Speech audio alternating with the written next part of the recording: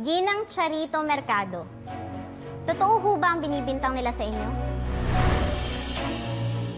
Miss Witness, answer the question. Uulitin ko ho ang tanong. Totoo ho ba ang binibintang nila sa inyo? Hindi po ako ang pumatay.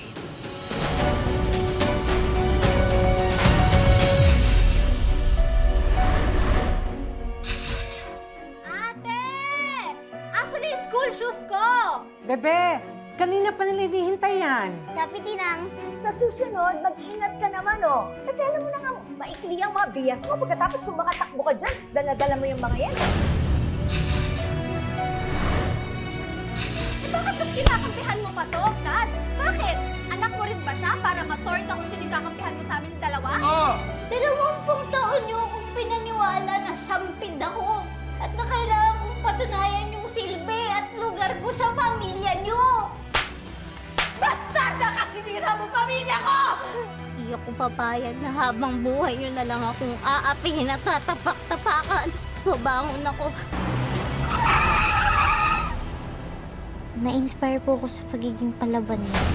Na-realize ko po na dapat lumaban din ako at hindi ako dapat panghinaan ng loob. Would you look at that? Abot mo pala yung buttons ng photocopy machine? Bagay ka sa lugar na to, no?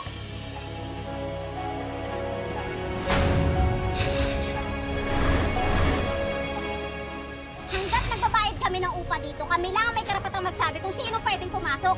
Inuunsot mo ba na ako? Kahit kailan po hindi ko kayo papabayaan dahil po sa mga nararanasan natin ngayon. Nagbago na po yung pangarap ko. Hinang gusto ko pong maging abogado. Lilet Matias, Nandito po. asan ka? Ma'am, present po. At least, may fallback siya if she fails from law school. Pwede na siyang bumalik sa Peña. Magpakatatag ka lang dyan. Mag-focus ka lang sa goal mo. Huwag kang susuko at bibitiw sa pangarap mo. Anumang pagsubok ang dumating sa iyo. Matias Lilet.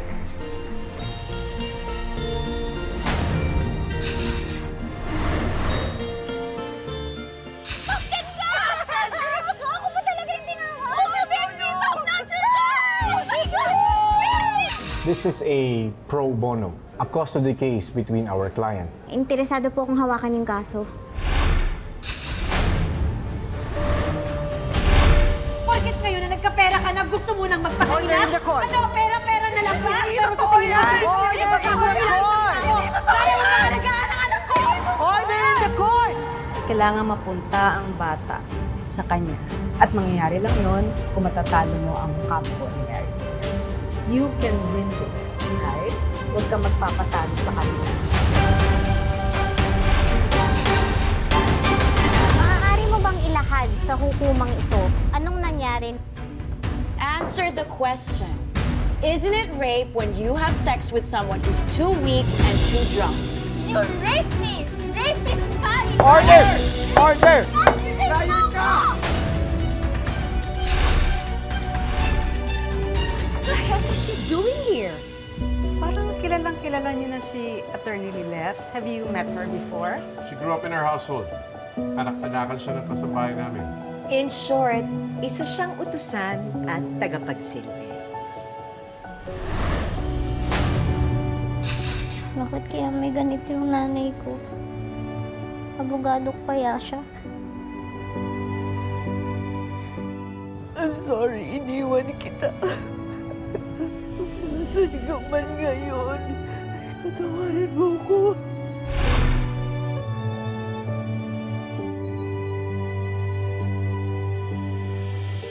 Bakit ganun? Pinipiling mo lang ba yung sinisigatan mo ng araw?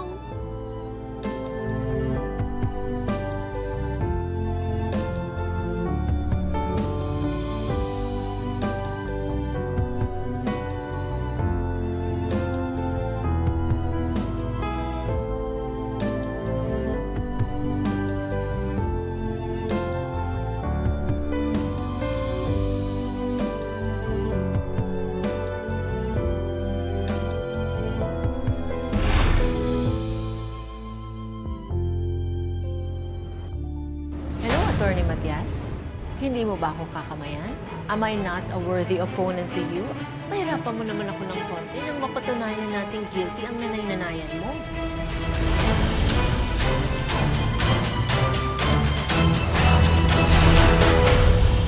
Manali ka, di pa tapos ang kwento. Huwag niyo sabihin yan, baka may makarinig pa sa inyo. Nakuha niyo ang itago ng matagal na panahon eh. Ano man lang yung itago niyo na ng habang buhay na anak niyo ako. Ito talaga napapala natin. Especially kapag binibigyan natin sila ng education. Nagkakapangan. Congratulations. I am so proud of you. Ako na lang muna ang nanay mo, ha? Kapag humupa na ang lahat, sasabihin ko ang totoo. Sasabihin ko na, hindi ko na itatago na ikaw tunay kong anak. Eh di ba yun naman ang role natin mga future lawyers? Ang ipagtanggol ng mga naagrabyado. Kilala ko mga kliyente natin. And they want somebody that's cutthroat and shrewd. Not somebody sweet and timid like her. Ano ba yan, Mr. Ignacio? You were just beaten by a woman. Next time, pick on someone your own size. Sana, no? Yung pagmamahal na meron ako sa'yo, naging sapat sa pagmamahal na sa tingin mo, kulang ka. Yung nanay mo, sanggol ka pa lang. Natunugan na niya na wala kang maibibigay sa buhay niya kundi puro problema. Puro kamalasan. Huwag mo sayangin tong oportunidad na to, ha? Lalo mong galingan. Alang-alang kay Ate Ces, ha?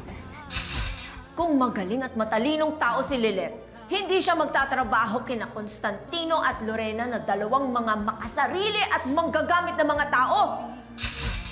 Career suicide talaga yata yung gusto mo eh. Good luck. May mapapanalo mo yan. Tama na yung kakadikit-dikit mo sa boyfriend ko. Stay the hell away from Bonnie. I'm confident na hindi ko na kailangan siyang puwersahin pa. And ask around. At malalaman mo, Trixie will do everything just to get with a guy in bed.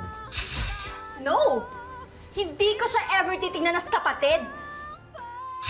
For all I know, kaya ka lang naman malakas at mabango dun sa mga partners dahil sa pagiging bida-bida at pagiging sip-sip mo kay Ma'am Lorena. Tapos na ang pagiging good girl ko sa'yo. Dahil ginising mo ang malditang Melissa. Bestie, ang dami mo pang ibang makikilala. Lahat yun, mga tao na yun, pwede nilang ma-appreciate yung mga magandang katangian mo.